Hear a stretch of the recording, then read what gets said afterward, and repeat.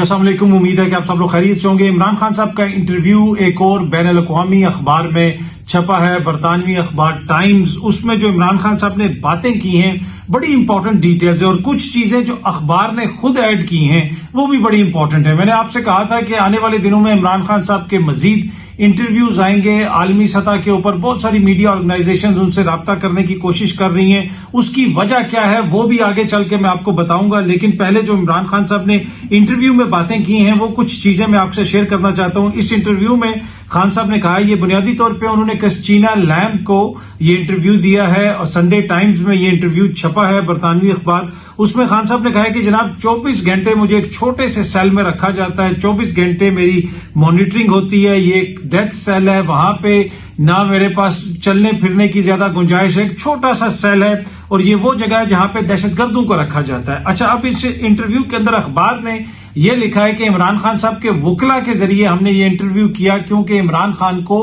Pen और कागज की सहूलत दस्तयाब नहीं है।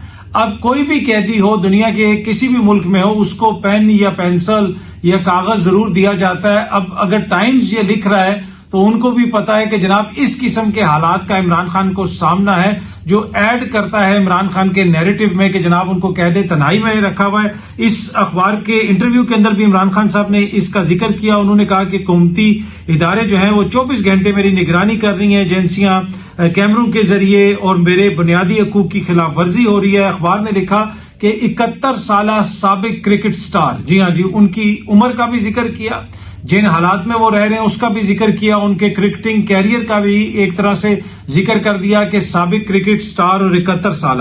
अच्छा, इंटरव्यू जो है वो जिस तरह मैंने आपको बताया कि वकला के जरिए किया गया, क्योंकि अखबार ने लिखा कि जनाब इमरान खान के पास तो पेन और कागज की सहूलत भी दस्तयाब नहीं है। अच्छा, इंटरव्यू के अंदर अक़वाम मुत्तहिदा की रिपोर्ट का भी जिक्र किया गया, जिसको यहाँ पे लोग कहते थे जनाब उसमें तो कुछ भी नहीं है, ये नहीं है तो वो नहीं है। उन्होंने कहा अपनी इंटरव्यू के साथ जो अखबार ने लिखा उसके अंदर टाइम्स में ये लिखा हुआ है कि अक़वाम मुत्तहिदा की हाल ही में एक रिपोर्ट आई उनके वर्किंग ग्रुप की, जिसमें कहा गया है कि इमरान खान साहब को जिस तरीके से कैद करके रखा गया है वो बैन अल-अक़वामी क़वानीन की खिलाफ वर्जी है, और उनकी फौरी रिहाई का मुतालबा किया गया अक़वाम मुत्तहिदा की जानिब से।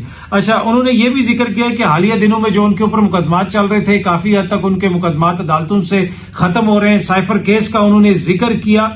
उन्होंने इसका भी जिक्र किया कि बहुत ज्यादा पाबंदियों का सामना था, उनकी जमात को बल्ले का निशान उनसे छीन लिया गया। वो आपको पता है जो 13 जनवरी का फैसला आया था उसके बाद जो कुछ हुआ, लेकिन उसके बावजूद ये अखबार लिख रहा है कि उसके बावजूद पाकिस्तान तहरीक इंसाफ ने, इमरान खान की पार्टी ने सबसे ज्यादा सीटें हासिल की। आगे इमरान खान ने क्वेश्चन के जवाब में कहा कि जनाब के 8 फरवरी का जो इलेक्शन है वो एक नर्म इनकलाब है। इमरान खान साहब ने उसको नर्म इनकलाब करार दिया, ऑल्दो कि उन्होंने सबसे ज्यादा सीटें जीती हैं। लेकिन टाइम्स लिख रहा है कि जो उनके मुखालफीन है, दीगर जमातें हैं, उन्होंने एस्टेब्लिशमेंट की हौसला अफजाई की वजह से हुकूमत बनाई, एस्टेब्लिशमेंट की उनको मदद हासिल थी और इस वजह से उन लोगों ने हुकूमत बना ली। इस इंटरव्यू के अंदर जो इंटरव्यू छपा है उसमें टाइम्स की जानिब से अता तारड़ साहब का भी जिक्र है। कुछ बातें वो हैं जो इमरान खान साहब ने आंसर्स किए हैं, कुछ बातें वो हैं जो अखबार लिख रहा है, उसमें अता तारड़ साहब का भी जिक्र है। अखबार कहता है जी अता तारड़ साहब ने पिछले दिनों एक प्रेस कॉन्फ्रेंस की और पाकिस्तान तहरीक इंसाफ के ऊपर पाबंदी लगाने की बात की। अब जो भी शख्स यहाँ पे जो भी किरदार अदा कर रहा है, कोई प्रेस कॉन्फ्रेंस करता है, कोई ये कहता है वो कहता है, अगर आजकल के दौर में कोई ये समझता है कि दुनिया देख नहीं रही है, दुनिया उसको मॉनिटर नहीं कर रही, तो ऐसा नहीं है। चाहे वो अता तारड़ साहब हो, चाहे वो तहरीक इंसाफ का कोई बंदा हो या कोई और मोअज़्ज़िज़ शख्सियत हो, जो कुछ हो रहा है दुनिया पूरी देख रही है। पर एनीवे उन्होंने कहा कि जी अता तारड़ साहब ने प्रेस कॉन्फ्रेंस में पाबंदी लगाने का जिक्र किया, और अखबार के अंदर यह भी लिखा है कि ऑल्दो के पाकिस्तान में यहाँ पे डिक्टेटरशिप्स भी रही हैं, लेकिन कभी भी किसी बड़ी सियासी जमात के ऊपर इस तरह पाबंदी नहीं लगाई गई जिस तरह अब ये एक जमहूरी मतलब सो कॉल्ड जमहूरी दौर के अंदर पाबंदी लगाने की बात हो रही है। अच्छा, इसके साथ साथ अखबार ने यह भी जिक्र किया उसके अंदर के ये सब कुछ उस वक्त हो रहा है जब हाउस ऑफ लॉर्ड्स के अंदर एक तकरीब होनी है जिसमें ये जिक्र होना है, ये जिसमें ये बहस होनी है कि कैसे पाकिस्तान में जमहूरियत खतरे में है, जमहूरियत इरोजन का शिकार है, आए रोज वहां पे जमहूरियत के ऊपर कदगने लग रही हैं। ये सारी डिस्कशन होनी है हाउस ऑफ लॉर्ड्स में, जिसको लॉर्ड्स एक जो हनान और एक नाज शाह साहिबा ने खालबन स्पॉन्सर किया है, उनका भी जिक्र है। और इस सारे एटमॉस्फेयर के अंदर जहां पे हाउस ऑफ लॉर्ड्स जो है برطانیہ میں پاکستان کی جمہوریت کے اوپر بحث ہو رہی ہے، دوسری طرف پاکستان میں کیا ہو رہا ہے، ان چیزوں کا ذکر کیا اخبار نے اس میں۔ اچھا، عمران خان صاحب نے ایک سوال کے جواب میں کہا کہ میں اس وقت قید میں ہوں لیکن پورا ملک میری طرف دیکھ رہا ہے، ہر کسی کو مجھ سے امید ہے، اور انہوں نے کہا کہ میں اپنا وقت کس طریقے سے گزارتا ہوں یہ بھی انہوں نے بتایا اخبار کو انٹرویو میں۔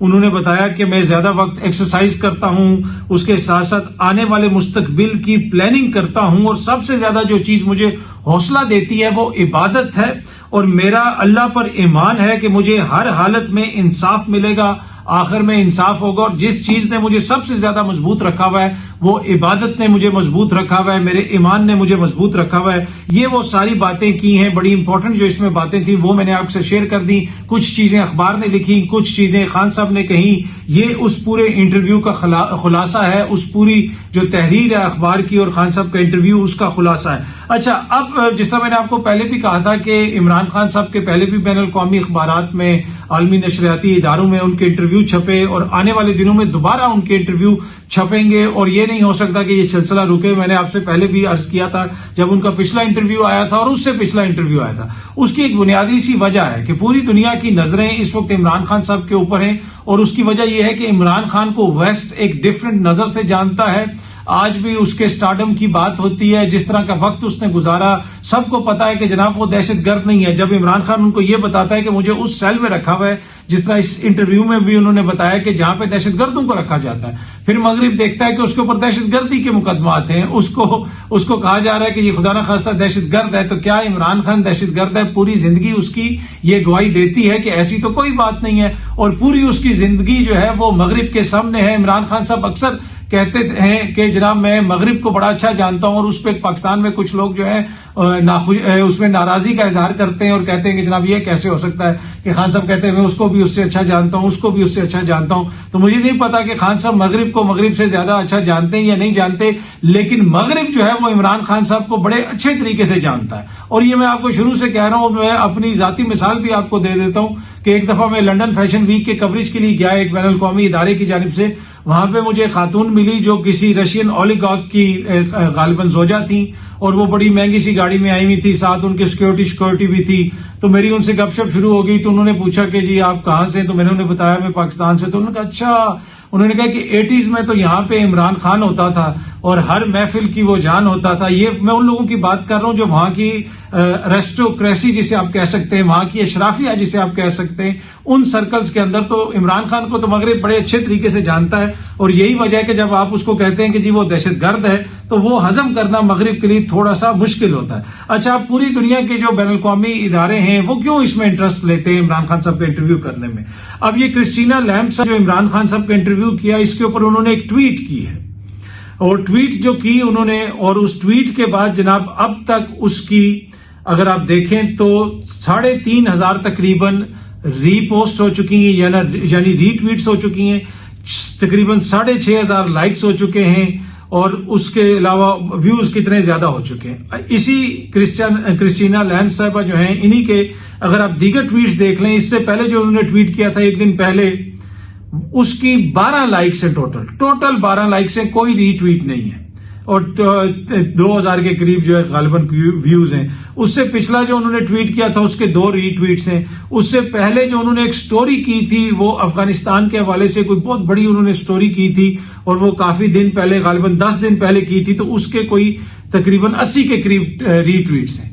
تو اس سے آپ اندازہ لگائیں کہ جو ٹائمز ہو گیا ہے یا اکانومسٹ ہو جائے یا جتنے بھی جریدے ہو جائیں، اگر وہ عمران خان کا آرٹیکل چھاپتے ہیں اس کو اتنی زیادہ پبلک انگیجمنٹ ملتی ہے جو کسی بھی میڈیا آرگنائزیشن کے لیے، کسی بھی صحافی کے لیے بڑی امپورٹنس رکھتی ہے، اور اسی وجہ سے لوگ پھر ان کو بار بار کور کرتے ہیں۔ کیا یہ عمران خان صاحب کا کسی بھی بین الاقوامی نشریاتی ادارے، اخبار، جریدے کے ساتھ آخری انٹرویو ہوگا؟ نہیں، میں نہیں سمجھتا، اور میں اس لیے آپ کو بتا رہا ہوں کہ ان کے اندر بہت زیادہ انٹرسٹ ہے۔ ہماری بھی جس سے بھی بات ہوتی ہے، چاہے کسی اپنے اس دوست سے بات ہو جو عالمی کسی ادارے میں کام کر رہا ہے، بیرون ملک کہیں پہ کام کر رہا ہے، ہر کوئی یہ پوچھتا ہے کہ جی وہ کب باہر آ رہے ہیں، کیا ہو رہا ہے، کیا ان کا انٹرویو کیسے کیا جا سکتا ہے۔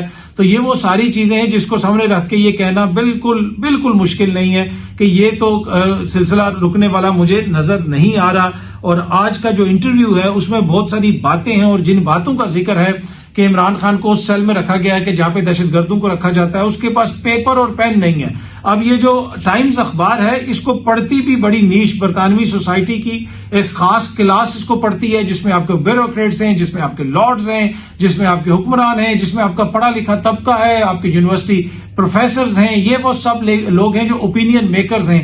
جب وہ یہ پڑھیں گے ان کی نظر سے بھی یہ ساری چیزیں گزریں گی، اور میرے خیال میں ایک چیز جو سب سے زیادہ ان کو ہٹ کرے گی کہ عمران خان کو وہاں پہ رکھا ہوا ہے جہاں پہ دہشت گردوں کو رکھا جاتا ہے، اور دوسرا کہ اس کے پاس پین اور پیپر بھی دستیاب نہیں ہے۔ یہ تو کسی بھی قیدی کا بیسک رائٹ ہوتا ہے کہ وہ لکھ کے کسی کو بھی کچھ بھیج دے۔ تو یہ وہ ساری چیزیں ہیں جن کو دیکھ کے ان کو یہ محسوس ہوتا ہے کہ جس عمران خان کو ہم جانتے ہیں اس کے ساتھ یہ سلوک جو ہے وہ مناسب نہیں ہے۔ اچھا، کچھ ایک دو اور چھوٹی چھوٹی خبریں ہیں وہ بھی آپ سے شیئر کر دیتا ہوں۔ کیا پاکستان تحریک انصاف اسمبلیوں سے نکل رہی ہے؟ کیا خیبر پختونخوا کی اسمبلی توڑی جا رہی ہے؟ جناب ایسی قطعاً کوئی بات نہیں ہوئی، ایسا کوئی فیصلہ نہیں کیا گیا، نہ ہی عمران خان صاحب سے اس حوالے سے مشاورت کی گئی ہے۔ ہاں، اگر نئے انتخابات ہوتے ہیں، نئے انتخابات کا اعلان کر دیا جاتا ہے تو اسمبلیاں تو آٹومیٹکلی ٹوٹ جائیں گی۔ اس وقت خیبر پختونخوا میں بھی حکومت اسمبلی توڑ دے گی، اگر حکومت اعلان کر دیتی ہے، وفاق کے اندر اسمبلی توڑ دیتی ہے۔ لیکن اس سے پہلے نہ پاکستان تحریک انصاف نے کوئی استعفے دینے کا فیصلہ کیا ہے، نہ ہی اسمبلیاں توڑنے کا فیصلہ کیا، نہ ہی اسمبلیوں کو چھوڑنے کا فیصلہ کیا۔ اچھا، نواز شریف صاحب نے بھی جناب اب ایک بات کی ہے کہ سڑک پر پھرتے شخص کو کہا گیا کہ آؤ تمہیں انصاف دیں، فیصلہ دینے والوں کو سوچنا ہوگا۔ نواز شریف صاحب، یہ وہ نواز شریف صاحب ہیں جو مکمل چپ کا روزہ رکھ کے بیٹھے ہوئے، لیکن جو ہی مخصوص نشستوں کا معاملہ آیا وہاں پہ فوراً جناب انہوں نے بول دیا کہ جناب یہ دیکھیں مریم اجلاس بھی بلا لیا۔ اس وقت جو یہ بات کر رہے ہیں کہ جناب سڑک پہ پھرتے شخص کو انصاف دیا گیا اور کہا گیا ادھر آؤ تمہیں انصاف دیں، اس سے پہلے مریم بی بی نے جو جج صاحبان کے حوالے سے گفتگو کی، بنیادی طور پہ مریم بی بی جو ہے وہ نواز شریف صاحب کے الفاظ ہی بول رہی تھیں، وہ نواز شریف صاحب کے جو خیالات ہیں انہی کا اظہار کر رہی تھیں، اور یہ سوچ جو ہے وہ صرف مریم بی بی کی نہیں ہے، یہی نواز شریف صاحب کی سوچ ہے۔ جہاں پہ دیگر مسائل ہوتے رہے، سب کچھ ہوتا رہا، مہنگائی ہو گئی، کیا کچھ نہیں ہو گیا، میاں صاحب نہیں بولے، لیکن مخصوص نشستوں والے معاملے کے اوپر میاں صاحب نے بھی چپ کا روزہ توڑ دیا ہے۔ اچھا، ایک اور چیز جو بنو کے اندر واقعہ پیش آیا، اس کے اوپر ایک کمیشن بنانے کا فیصلہ کیا ہے جناب علی امین گنڈا پور صاحب نے۔ وہ کون سا کمیشن ہوگا، کیسا کمیشن ہوگا، ابھی تک کچھ پتا نہیں ہے۔ انہوں نے خیبر پختونخوا میں جو وہاں پہ ہائی کورٹ ہے، کیا اس کو لکھا، ہائی کورٹ کے ذریعے جوڈیشل کمیشن وہ بنائیں گے جس طرح عمران خان صاحب نے کہا ہے، ابھی تک یہ بھی نہیں پتا۔ لیکن وفاق نے کہا ہے کہ بنو واقعے کی تحقیقات کے لیے پختونخوا حکومت کی کمیشن کو مسترد کر دیا انہوں نے۔ جناب یہ تارڑ صاحب نے میڈیا سے بات کرتے ہوئے کہا ہے۔ ویسے کل ایک اجلاس بھی ہے وہ جس میں سارے وزراء اعلیٰ بیٹھتے ہیں، اور شہباز شریف صاحب نے علی امین گنڈا پور کو بلا لیا، اور علی امین آپ کو پتا ہے بڑے اچھے جو ہے وزیر اعلیٰ ہیں، اور شہباز شریف بلائے اور علی امین نہ جائیں، ایسا تو نہیں ہو سکتا۔ کل یقیناً علی امین اس میں شرکت کریں گے، اگر انہوں نے شرکت نہ کی تو پھر آپ پلیز کامنٹ کر کے ہمیں بتائیے گا۔ اچھا، یہ ٹویٹ آپ سامنے دیکھ سکتے ہیں، یہ ٹویٹ ہے جناب شفقت محمود صاحب کی۔ سیاست سے ریٹائرمنٹ۔ آج سے 34 سال پہلے میں نے سرکاری ملازمت سے استعفیٰ دے کر سیاست میں قدم رکھا۔ بہت سوچ و بچار کے بعد میں نے اب سیاست سے ریٹائرڈ ہونے کا فیصلہ کیا ہے۔ میں اپنی باقی عمر تحریر اور تدریس کے لیے وقف کرنا چاہتا ہوں۔ یہ فیصلہ نہ ہی کسی پریشر کی وجہ سے ہے، نہ ہی میرا ارادہ کسی اور سیاسی جماعت میں جانے کا ہے۔ یہ اعلان صرف سیاست سے علیحدگی کا ہے اور اس کا تعلق وقت اور عمر کے تقاضے سے ہے۔ میں ان سے مکمل اتفاق کرتا ہوں جو کہتے ہیں کہ سیاست میں نوجوانوں کو آگے آنا چاہیے۔ تو ایک طرح سے انہوں نے جناب کہا کہ وہ سیاست سے علیحدہ ہو رہے ہیں۔ پہلے انہوں نے سرکاری ملازمت سے علیحدگی اختیار کی، سیاست کو جوائن کیا۔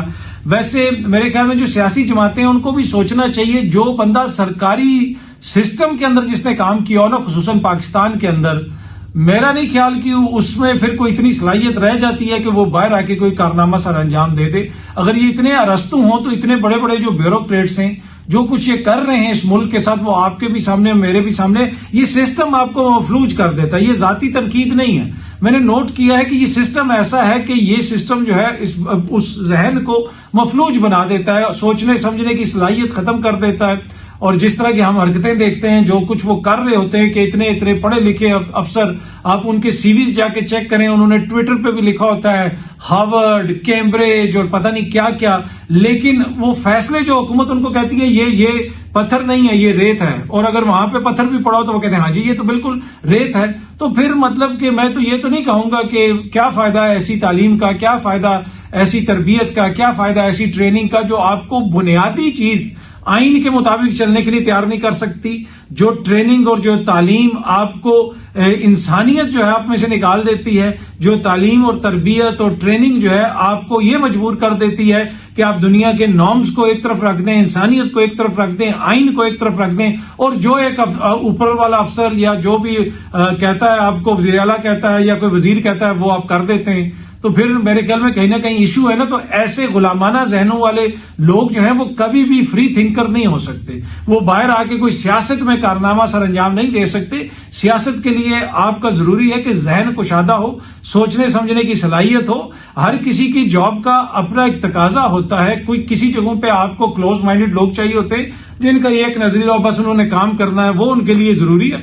अगर वहां पे आप दानिश्वर बैठा देंगे तो दानिश्वर तो सारा दिन वहां पे उल्टी सीधी चीजें निकालता रहेगा, उससे काम नहीं होगा। तो वही बंदा अगर आप किसी ऐसी जगह पे बैठा देंगे कि जहां पे आपको फ्री थिंकिंग की जरूरत है, जहां पे आपको मुख्तलिफ आइडियाज की जरूरत है, तो उसको सामने जो लकीर होगी वो उसी को पीटता रहेगा, तो वहां पे वो नाकाम होगा। पर एनीवे, गुड लक टू शफकत महमूद साहब। हम उम्मीद करते हैं कि अगला भी जो उनका दर्स हो या तहरीर और तदरीस का जो भी वो वक्फ करना चाहते हैं, वो उसमें बेहतरीन काम करेंगे और उनको फुलफिलमेंट भी मिलेगी जो भी वो करना चाहते हैं। आप सबका बहुत बहुत शुक्रिया। बहुत जल्दी आप सबसे दोबारा मुलाकात होगी। Thank you.